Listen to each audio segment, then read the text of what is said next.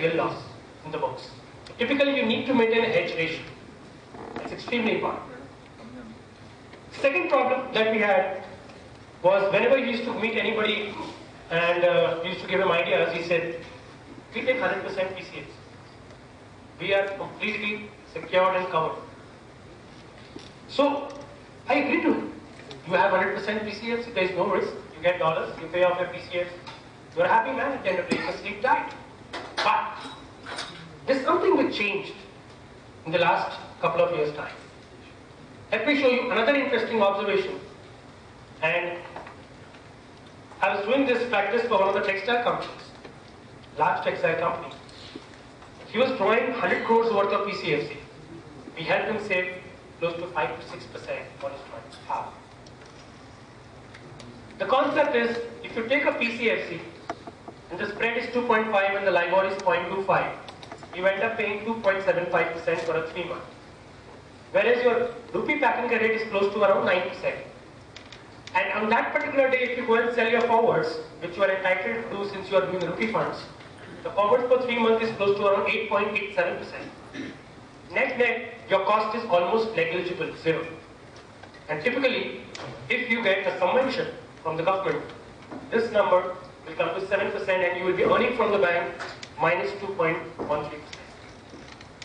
The gentleman was drawing 100 crores worth of PCFC. His cost of RPC was 7% and his cost of PCFC was 4%. It was a huge saving. He saved close to around 6% on the 100 crore loan. Just on a simple strategy. The 6 months also, it is almost negligible. So typically, your PCF, your rupee packing credit is most cheaper if you do it in the current scenario, not a PCFC. It's clear? So, to wind up, what's your do's and the don'ts? You need to have an effective hedge ratio, as I mentioned. You need to be very, very sure on what is the practice. We did an analysis in Bloomberg, understanding that which strategy worked for an exporter and importer in the last 7 years. We analyzed 9 strategies and tried to understand which strategy has been consistently paying off for an exporter and importer. And that, according to that, we start advising our clients that, okay, this is the hedge ratio you need to maintain. We give him the options and he starts taking over as per his business. You need to have a combination of a PCFC or a PCI now, provided both the interests are same, and in case one is cheaper, you need to start taking that. As an importer, when you start importing and start selling in the local market, you need to start adding your forward premium in your cost. Extremely important. You just can't give any price in the market because today, the forward premiums are so very important. Reduce your payment cycles. Why do you have to delay your payments? If you have the money, why do you want to park it in a fixed deposit or a liquid fund? Pay it off. You are against the market. Most of the time, the markets are deficient. Follow a strict stop loss strategy. As an import, if today you have decided, I don't want to go because I expect the rupee to go down, what's your plan B? So today at 61.5, you thought, I'm not going to go because the market's going to 60. Tomorrow it goes to 62.5. Come on, stop loss. Correct? You got it wrong. No problem in taking a view. But if the view goes wrong in 3 days, you are out. You cannot hold on, block it. I don't need to say this, but of course, you cannot get into any exotic options. So typically, you have to understand your risk first. What is your risk to return? So typically in 2008-9, the risk to return was extremely skewed against 1:40, 1:20, 1:25. In fact, if somebody comes and tells you, go and sell dollar rupee for 2 years, you don't know what's going to be dollar rupee for next 2 years. I mean, at 55, you're getting 65 for 2 years. But ultimately today, if I tell you, doesn't make sense at all. You don't know what's going to be dollar rupee for 2 years. You don't know what's going to be a business, what's going to be a demand. So you cannot sell for more than 1 year. And concept of FDs and putting into buyer's credit, until unless you completely hedge it, you save 1 or 2%, makes sense. If you don't, I personally feel it's a very, very risky strategy. Of course, it's a personal option, but it becomes a very risky strategy. Any dollar loan, since we have seen at the time of crisis, 1997-98, the US dollar gets very strong. Even now, when there was a talk of debt default, everybody said, no matter what happens, the money is going to go to US because there is no other better option. So again, the dollar will get strong. If you have a dollar loan, you cannot keep it open. It becomes extremely tough to hedge an ECB, but then that's gone. Takeaway, there is no free lunch in financial markets. Anything which comes cheap, a dollar loan, an ECB, or anything which comes cheap and you start looking lucrative, please understand it's not lucrative only for you. It's lucrative for everybody else in the market. And everybody else takes the opportunity. There is no free lunch in financial market, and we need to consider our risks before looking at the returns.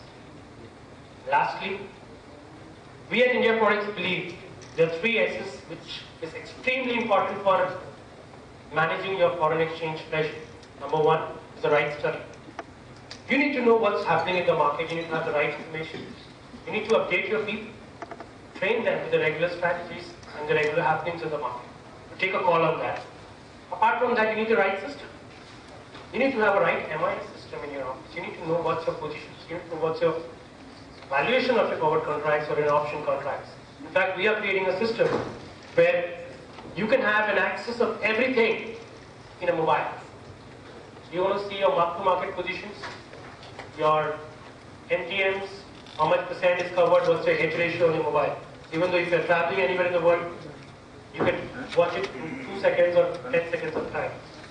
Practically, the objective is to bring down your managing from 2 hours to 2 minutes. And lastly, the strategy. You need to know whether you should be taking an option or a forward, what combination, and whether you go for a PCFC or a PCINR. Extremely important. If you blend all the 3 things together, what we can definitely define is treasury success. That's the takeaway. Thank you so much. God bless you.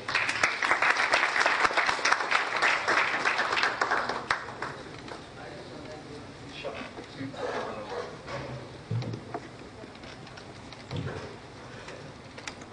In our company, and everybody makes sure that they take 20 to 30 minutes of mentorship for the people who are below them.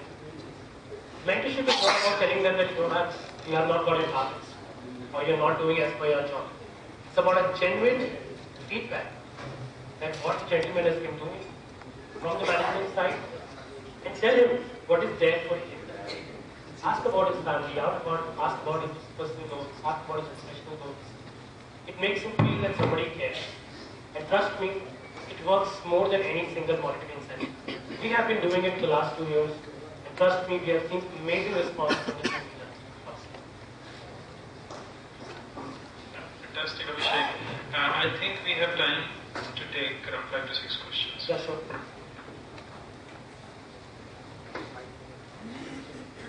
We have seen, and it has affected the other economies also. So of course, gold and oil has been an important determinant because they are a part of our current account deficit. But typically, if you plot a graph of gold and oil and the rupee depreciation, you will not see a direct correlation, always. So recently we have seen the gold going down from $1,800, $1,900 to $1,300 and it's poised to go further down. And oil has been given shocks now and then because of a Syria issue or an Iraq issue or Iran issue, whatever. So you cannot always take into account the gold and the oil and start thinking that where the markets are going. This is typically what we read in the newspapers or from the columnists that if the oil goes up, the rupee will weaken. But even though at times we have seen the oil not going up, the rupee has weakened. So that definitely is an important part, but then there are other factors which also play in the market which has a very, very strong impact.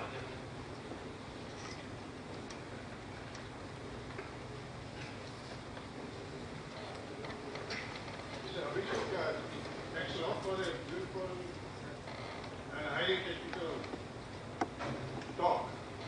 I hope it was not very technical.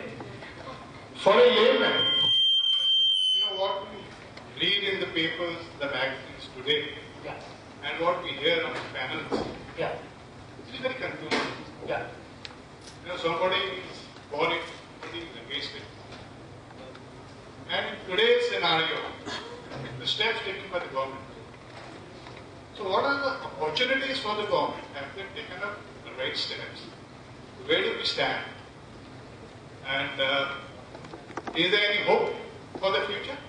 Or we are totally dependent on outside forces? It's beyond our control. Great question. I'm sure everybody wants to know that what these guys have been doing and what's their store for the future. So, can I begin, please, sir? I am Brigadier Maskanda. I did my MBA in engineering law. I'm retired army. So, of course, India as a country is a great country, we all know. And over the last few years, something went wrong. Because we started getting too much used to that free money which was coming from outside. We did a beautiful observation, which I thought was very important.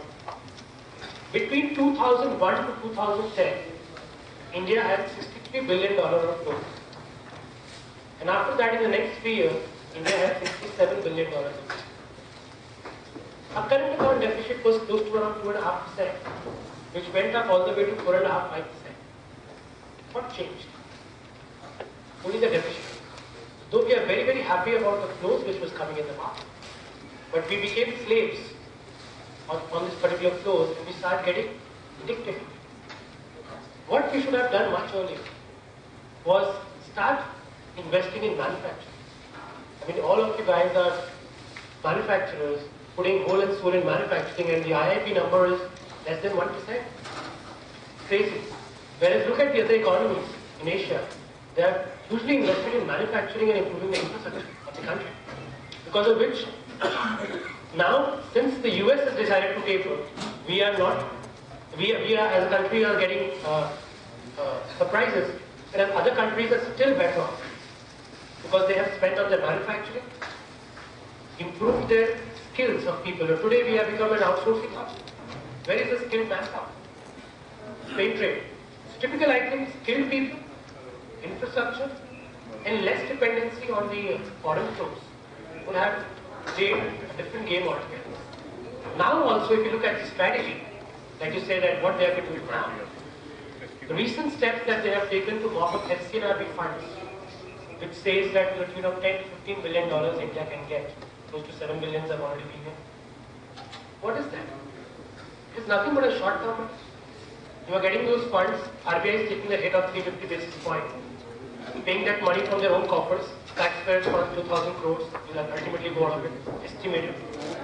And you are asking the people to invest in India. Other what are you doing? You are trying to curb the gold and the oil, gold and the silver imports.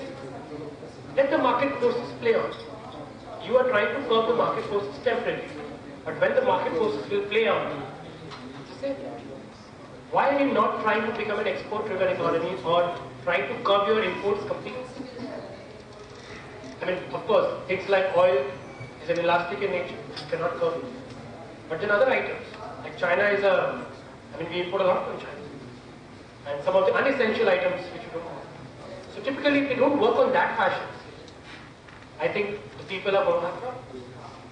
So the recent stance that the government has taken has worked well because the QE getting delayed by March 2014, probably. But we still have a huge risk if these people decide any time that we want to take out the money, then probably things will not be so comfortable for India. To answer that question. Sure.